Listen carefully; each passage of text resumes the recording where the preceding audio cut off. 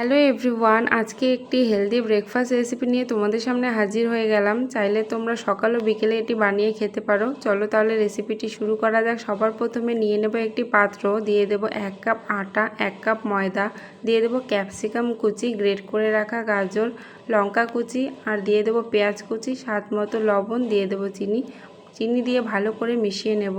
আর আশা করি এই ভিডিওটি তোমাদের ভালো লাগবে। যদি ভালো লাগে তাহলে লাইক, কমেন্ট, সাবস্ক্রাইব করে দিও।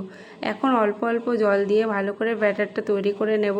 ব্যাটারটা যেন বেশি মোটাও না হয় আবার বেশি পাতলাও না হয়, এরকম ধরনের যেন হয়। এখন বসিয়ে দেব একটি ফ্রাই প্যানটা গরম হয়ে গেলে দিয়ে দেব তেল দিয়ে ভালো করে ব্রাশ করে নেব। দিয়ে দেব সেই ব্যাটারটা দিয়ে ভালো করে ভেজে নেব দু সাইডে। তাহলেই রেডি হয়ে যাবে আমাদের এই দারুণ নাস্তাটি।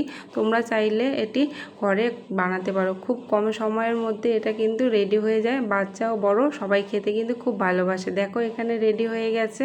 আশা করি তোমাদের ভিডিওটি ভালো লাগবে, আর যদি ভালো লাগে সাবস্ক্রাইব করে পাশে থেকো।